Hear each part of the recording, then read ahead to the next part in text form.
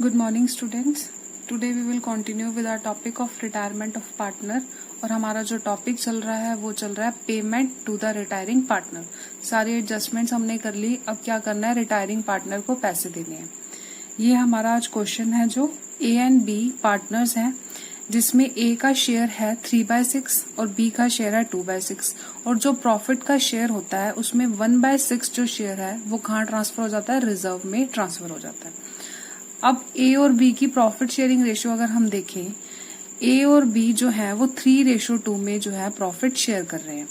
ए का शेयर 3/6 है, बी का शेयर 2/6 है, तो अगर हम इनका एलसीएम लेंगे तो ए और बी का शेयर कितना बनेगा, 3:2।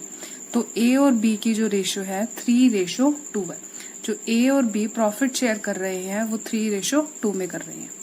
ये बैलेंस शीट गिवन है 30 सितंबर 2018 में। बी रिटायर हो रहा है 1 अक्टूबर को 2018। अब रिटायरमेंट पे ये जो है हमारी सारी इंफॉर्मेशन हमें गिवन है, एडजस्टमेंट्स गिवन है। नेक्स्ट हमें गिवन है B was paid in full, सारा का सारा पैसा देना है बी को। A borrowed the necessary money, जितना पैसा है उतना तो देंगे, लेकिन बाकी का जो पैसा है बैंक से लेंगे। कैसे लेंगे, ऑन सिक्योरिटी। बैंक को हम सिक्योरिटी देंगे, किस चीज की, प्लांट की और स्टॉक की। हम जब भी बैंक से लोन लेते हैं तो बैंक को हमें कुछ ना कुछ सिक्योरिटी के रूप में एज अ सिक्योरिटी जो है हमें बैंक के पास रखना पड़ता है, जिससे बैंक को एश्योरेंस भी होता है कि ये अमाउंट जो है हमें, जो कस्टमर को हम लोन पे कर रहे हैं तो वो हमें रीपे कर देगा। अगर इन केस आप लोन जो है वो रीपे नहीं करते तो बैंक जो है वो आपका जो सिक्योरिटी आपने रखी हुई है उसको टेक ओवर कर लेता है। प्रिपेयर करना है हमने revaluation account, capital account and balance sheet of A. Let's start with the revaluation account. First दिया हुआ है goodwill is to be valued at 50,000. Next entry दी हुई है value of patents to be increased by 3,000. अब patents की value है 4400। अब 3000 से पेटेंट की वैल्यू और ज्यादा इंक्रीज हो गई है। अब हम इसको रिवैल्यूएशन अकाउंट में कहाँ रिकॉर्ड करेंगे। रिवैल्यूएशन अकाउंट का हमें रूल पता ही है, अगर एसेट हमारे इंक्रीज होते हैं और लायबिलिटी डिक्रीज तो हम उसको क्रेडिट साइड में रिकॉर्ड करते हैं, और अगर हमारा एसेट जो है डिक्रीज होता है और लायबिलिटी हमारी इंक्रीज होती है तो उसको हम डेबिट साइड में रिकॉर्ड करते हैं। क्योंकि जो रिवैल्यूएशन अकाउंट है वो नॉमिनल अकाउंट है, और नॉमिनल अकाउंट का रूल है debit the expenses and losses and credit the income eight gain.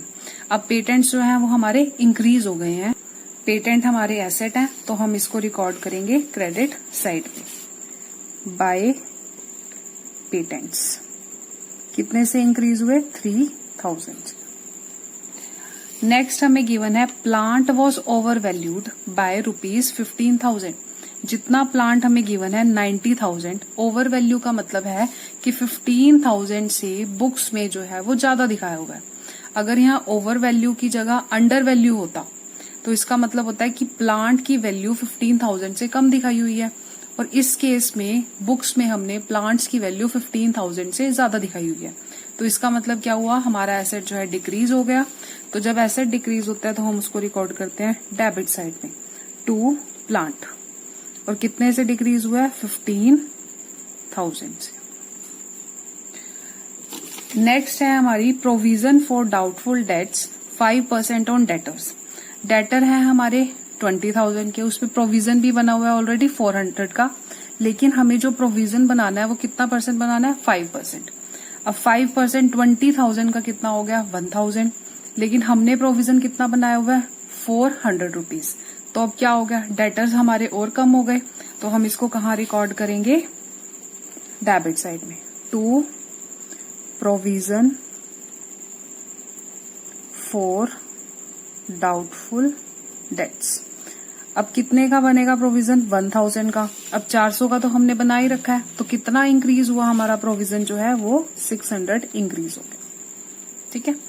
Next है हमारा प्रोविजन बनाना है हमने डिस्काउंट ऑन डेटर्स पे भी और क्रेडिटर्स पे भी 3% का। अब डेटर्स पे कितना बनेगा, देखो 20,000 का क्या है, हमारे डेटर्स है, प्रोविजन कितने का बना, 1000 का। डेटर्स है हमारे 20,000 के। अब प्रोविजन जो है डाउटफुल डेट्स वो तो माइनस हो गया। अब डेटर्स कितने बचे, 19,000 के। तो अब हमने इसके ऊपर डिस्काउंट ऑन डेटर्स जो है वो बनाना है। अब हम डिस्काउंट, इसमें भी ये है कि अगर डेटर पैसे देंगे तो हम उनको डिस्काउंट देंगे, तो इससे हमारे एसेट्स रिड्यूस हो गए। तो हमने यहाँ पर एसेट रिड्यूस तो debit side, to provision for discount on debtors. अब ये पता चल गया हमने किस पे बनाना है, 3% ऑफ 19,000, तो ये आएगा हमारा 570। अब ऐसे ही हमने क्रेडिटर्स पे बनाना है प्रोविजन फॉर डिस्काउंट। अब ये क्या हो गए, हमारी लायबिलिटी को डिक्रीज कर देगा, क्रेडिटर्स हमारे कम हो जाएंगे। To provision for discount on creditors. अब क्रेडिटर्स हमें गिवन है 10,000, 3% ऑफ 10,000, तो ये कितना हुआ 300। नेक्स्ट है हमारा out of insurance premium was entirely debit to profit and loss account. सारा का सारा हमने इंश्योरेंस प्रीमियम क्या किया था, प्रॉफिट एंड लॉस अकाउंट में डेबिट कर दिया था। 870 be carry forward as unexpired insurance. Unexpired insurance का मीनिंग है प्रीपेड इंश्योरेंस। जो 870 रुपीज है, इसको हमने क्या करना है, कैरी फॉरवर्ड करना है। अनएक्सपायर्ड मीन्स अभी एक्सपायर नहीं हुआ, ये हमने फ्यूचर के लिए पे कर रखा है, मीन्स ये क्या है, प्रीपेड इंश्योरेंस है। और प्रीपेड इंश्योरेंस क्या होता है, एसेट है, क्योंकि इसका बेनिफिट तो हमें फ्यूचर में मिलेगा। तो इससे क्या हो गए, हमारे एसेट्स जो है वो इंक्रीज हो गए। तो हम इसको कहाँ रिकॉर्ड करेंगे, रीवैल्यूएशन अकाउंट के क्रेडिट साइड पे, बाय प्रीपेड इंश्योरेंस। कितना इंश्योरेंस है हमारा प्रीपेड, 870। नेक्स्ट है हमारा इन्वेस्टमेंट वर रीवैल्यूड एट 16,000। अब इन्वेस्टमेंट की वैल्यू 20,000 है, लेकिन जब रीवैल्यूएशन हुआ तो 16,000 इन्वेस्टमेंट की वैल्यू होगी। तो मतलब इन्वेस्टमेंट जो है वो हमारी कम हो गई है। कितनी कम हो गई, 4,000। तो ये कहाँ ट्रांसफर करेंगे हम, रीवैल्यूएशन अकाउंट की डेबिट साइड। डेबिट साइड क्यों, क्योंकि इन्वेस्टमेंट हमारी एसेट है, और इन्वेस्टमेंट एसेट जो है हमारी अगर कम हो जाती है तो हम उसको कहाँ रिकॉर्ड करते हैं, रीवैल्यूएशन अकाउंट की debit side. Half of the investment were taken over by B, ये तो हम उसके कैपिटल अकाउंट में एडजस्ट करेंगे। Claim for workman compensation is 5,000।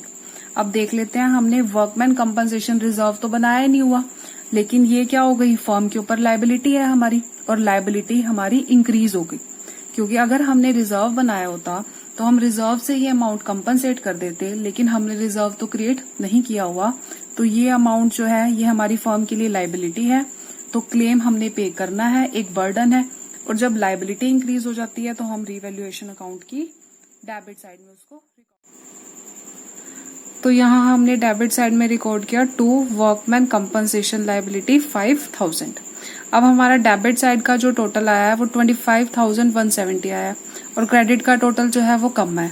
तो इसका मीन्स क्या हुआ हमारा, अगर डेबिट का टोटल ज्यादा है, लॉसेस ज्यादा है और इनकम कम है, तो हमारा क्या आएगा, लॉस।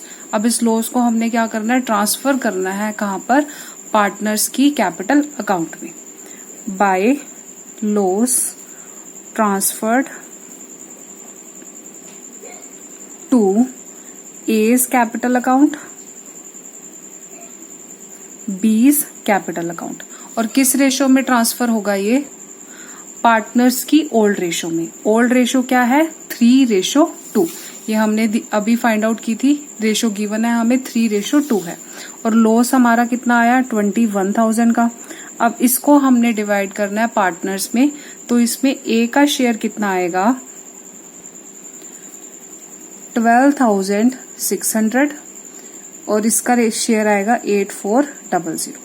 ये हमारा रिवैल्यूएशन अकाउंट जो है वो कंप्लीट हो गया। अब नेक्स्ट हमने बनाना है partners capital account. Let's start with the partners capital account. तो हम स्टार्ट कहाँ से करेंगे, पहले बैलेंस लिखेंगे, बाय बैलेंस ब्रॉट डाउन। अब हमें बैलेंस गिवन है, ए का 80,000 और बी का 40,000। ए का है 80,000, बी का 40,000। अब हम देख लेते हैं कोई हमारा एक्यूमुलेटेड प्रॉफिट तो नहीं है, लॉस तो नहीं गिवन बैलेंस शीट में। अब एम्प्लॉय प्रोविडेंट फंड जो हमें गिवन है बैलेंस शीट में, ये एक्यूमुलेटेड प्रॉफिट नहीं है, ये क्या है, फर्म के लिए लायबिलिटी है। और ये जो पैसा है फर्म को पे करना है जब जो पार्टनर है, जो एम्प्लॉयज है हमारी ऑर्गेनाइजेशन में, जब वो रिटायर हो जाएंगे तो उनको जो पैसा देना है वो पैसा कहाँ से दिया जाएगा? एम्प्लॉय प्रोविडेंट फंड में से। नेक्स्ट है रिजर्व फंड। रिजर्व फंड क्या है? Accumulated profit. तो अब ये क्या हो जाएगा? पार्टनर्स में डिस्ट्रीब्यूट हो जाएगा। और डिस्ट्रीब्यूट भी किस रेशो में होगा? ओल्ड रेशो में। ओल्ड रेशो क्या है? 3:2। रिजर्व फंड का अमाउंट है 12,000, उसमें ए का शेयर बनेगा 7,200 और बी का 4,800। नेक्स्ट हमारे पास गिवन है एक प्रॉफिट एंड लॉस अकाउंट और क्रेडिट बैलेंस। तो ये क्या है? हमारा एक्यूमुलेटेड प्रॉफिट। तो अब ये भी हम डिस्ट्रीब्यूट कर देते हैं by profit and loss account, और ये भी किस रेशो में? ओल्ड रेशो में। तो ए का शेयर है 14,400 होगा और बी का शेयर आएगा 9,600। ये भी हमने क्या किया? 24,000 डिस्ट्रीब्यूट कर दिया ओल्ड रेशो में। ये आपको ध्यान में रखना है, ओल्ड रेशो में ही डिस्ट्रीब्यूट होगा। अब एक्यूमुलेटेड लॉसेस देख लेते हैं। अब एक्यूमुलेटेड लॉस तो कोई भी नहीं गिवन हमें, लेकिन हमें क्या गिवन है? गुडविल। एग्जिस्टिंग गुडविल है ये हमारी, तो हमें क्या करना है? राइट ऑफ करना है इनको पार्टनर्स के बीच में। तो हम इसको राइट ऑफ कर देते हैं टू गुडविल। और किस रेशो में राइट ऑफ होगी? ये भी ओल्ड रेशो में। ओल्ड रेशो क्या है? 3:2। तो ये 15,000 में ए का शेयर 9,000, बी का 6,000। अब और हमें कुछ भी गिवन नहीं है। अब हम रिवैल्यूएशन अकाउंट का जो है लॉस वो ट्रांसफर कर लेते हैं टू रिवैल्यूएशन अकाउंट। अब रिवैल्यूएशन में लॉस में ए का 12,600 और बी का है 8,400। एक हमारी एडजस्टमेंट थी कि half of the investment were taken over by B. 18,000 की इन्वेस्टमेंट थी, हाफ किसने ले ली? बी ने। तो अब हम इसकी जर्नल एंट्री क्या पास करते हैं? B's capital account debit to investment account. 16,000 की इन्वेस्टमेंट थी, हाफ कितना हो गया? 8,000 की इन्वेस्टमेंट बी ने ले ली। अब एक हमारी एंट्री रह गई है, वो है goodwill is to be valued at 50,000। अब ए और बी पार्टनर है, 3:2 है, बी रिटायर हो गया, तो गेन किसने किया? ए ने। अब गुडविल का हमें ट्रीटमेंट आता है, क्या एंट्री होती है? Gainings partner capital account debit to retirings partner capital account. पहले रिटायरिंग पार्टनर का शेयर निकाल लेते हैं, बी शेयर ऑफ गुडविल। अब फर्म की टोटल गुडविल जो है वो हमें कितनी गिवन है? 50,000। अब 50,000 में हम क्या करेंगे? बी का शेयर। बी का शेयर कितना है? 2/5। अब ये निकालेंगे तो बी का शेयर कितना है? 20,000। अब यहाँ पर तो एक ही पार्टनर ही है, दो पार्टनर्स हैं, एक रिटायर हो गया तो एक अकेला ए रह गया। तो गेन किसने किया? ए ने। तो एंट्री क्या बनी? A capital account debit 20,000। किसको कंपनसेट कर रहा है? रिटायरिंग पार्टनर को। To B capital account 20,000। अब हम इसको कैपिटल अकाउंट में ट्रांसफर कर देते हैं, तो यहां आएगा टू बी, तो यहां आएगा 20,000। अब इधर क्या आएगा? बाय ए और अमाउंट 20,000। सारी एडजस्टमेंट्स अब हमने कर ली। अब हमने क्या करना है? बी को पेमेंट करनी है। बी को हमने सारी की सारी पेमेंट करनी है। अगर नीड हो तो क्वेश्चन में हमें ये मेंशन कि अगर नीड पड़े तो बी क्या करेगा? बैंक से लोन ले लेगा ऑन सिक्योरिटी टू पे ऑफ बी। बैंक से हम लोन लेते हैं तो हमें कुछ ना कुछ सिक्योरिटी देनी पड़ती है, तो वो हमने दी थी, प्लांट दे दिया हमने एज अ सिक्योरिटी और स्टॉक दिया। अब हम कैलकुलेट कर लेते हैं कितना पैसा हमने बी को देना है। अब हमने क्या किया? सारा कुछ करने के बाद टोटल कर लिया। ए का क्रेडिट साइड का टोटल इतना है, डेबिट का कम है। अब बी का टोटल हमारा आया क्रेडिट साइड का 74,400 और डेबिट साइड का टोटल आया जो बी का 22,400। अब हमने बी को पे कितना करना है? 52,400 रुपीज। ये पैसे हमने बी को पे करने हैं। और हमें क्या पता है? हमें मेंशन किया हुआ है क्वेश्चन में कि हमने सारा का सारा पैसा जो है वो बी को पे करना है। अब एक हमारी बैलेंस शीट में हमें कितना अमाउंट कैश है हमारे पास? 5,000। तो हम इसको यूज कर लेते हैं 5,000 को पे करने के लिए टू कैश अकाउंट। इसकी जर्नल एंट्री क्या बनेगी? B's capital account debit to cash account. 5,000 हमारे पास कैश था। अब 5,000 तो हमने कैश पे कर दिया, बाकी कितना रह गया 47,000, सॉरी यहाँ 0 है, 47,000 रुपीज जो है ये हमारे बच गए। अब ये भी हमने पे करना है। अब कैसे पे करना है? बैंक से, क्योंकि अब बैंक लोन ले रहे हैं ना हम, तो इसको तो कोई मतलब नहीं है चाहे हम लोन लेके पैसा करें, इसको तो हम बैंक से पेमेंट कर रहे हैं। टू बैंक अकाउंट, बैंक से पेमेंट होगी इसको 47,000 की। अब बी जो है ये तो रिटायरिंग पार्टनर है, इसको तो अपने पैसे से मतलब है, चाहे आप कुछ भी करो, चाहे आप अपनी ऑर्गेनाइजेशन का सामान बेचो, चाहे आप लोन लो। अब हमने इसको बैंक से पेमेंट किया है, 47,000 रुपीज हमने बैंक से पे कर दिए। अब क्या रह गया? बस ए का बैलेंस निकालना है। To balance carried down. अब ये बैलेंस आया 60,000। ए का बैलेंस आ गया हमारे पास 60,000। अब ये कैपिटल अकाउंट जो है वो हमारा कंप्लीट हो गया है। अब लास्ट हमने बनानी है बैलेंस शीट। किसकी बनानी है? ए की, क्योंकि अकेला वही रह गया। और किस दिन बनाएंगे? 1 अक्टूबर 2018। ये इधर लायबिलिटीज और ये हमारे एसेट्स। अब गुडविल हमारी राइट ऑफ होगी। प्लांट ये क्या था? ज्यादा दिखा रखा था, तो अब हमें इसकी वैल्यू दिखानी पड़ेगी। 15,000 से कम हुआ है, तो ये 75,000 का प्लांट जो है हम बैलेंस शीट में शो कर देंगे। अब पेटेंट्स जो थे, पेटेंट्स हमारे इंक्रीज हुए थे कितने से? 3,000 से। तो पेटेंट्स की वैल्यू हम कितनी शो करेंगे? 4,400 तो हमारे पहले थे, 3,000 और हो गए, तो ये टोटल कितना हुआ? 7,700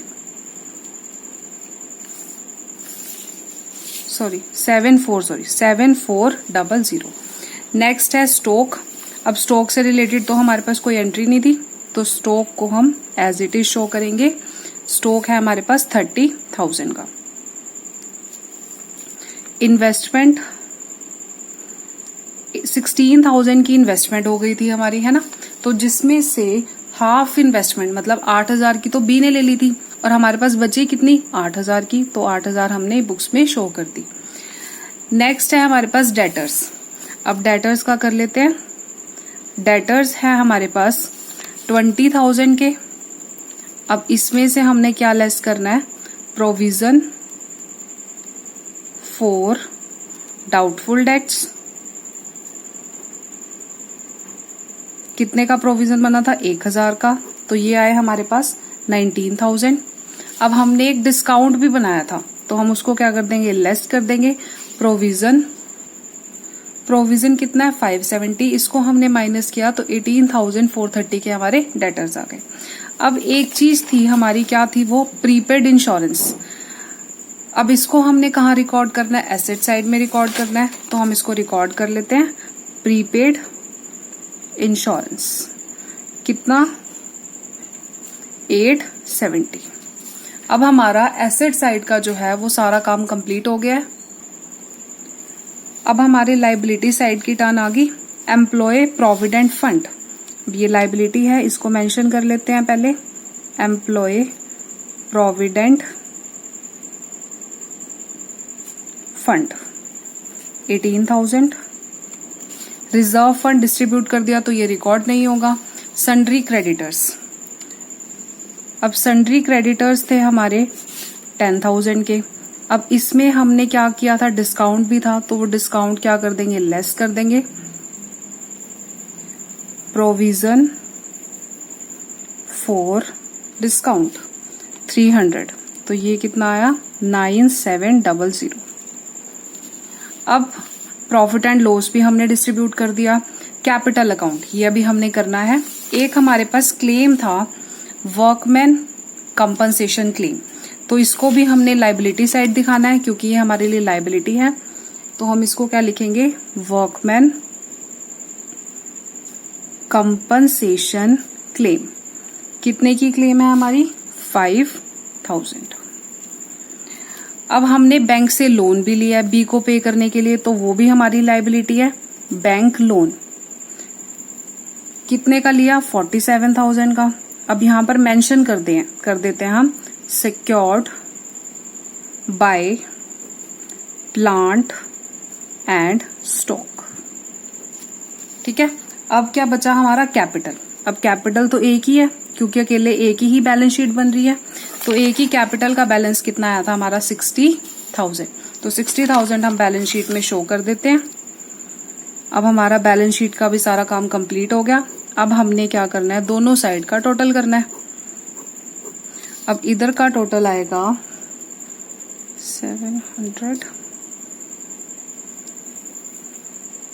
9 1,39,700। इधर का टोटल भी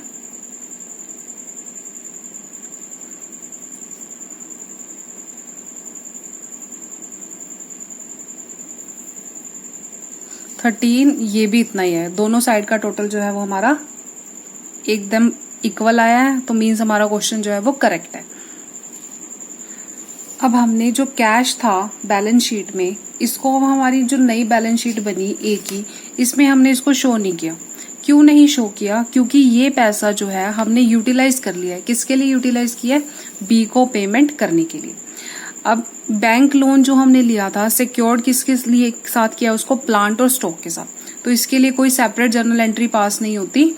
ये जो हमने यहाँ पर रिकॉर्ड किया, यहाँ पर ये मेंशन कर दिया, दैट इज इनफ, ये कंप्लीट है। आई होप आपको आज का जो क्वेश्चन है वो अच्छे से समझ आ गया होगा। Thank you.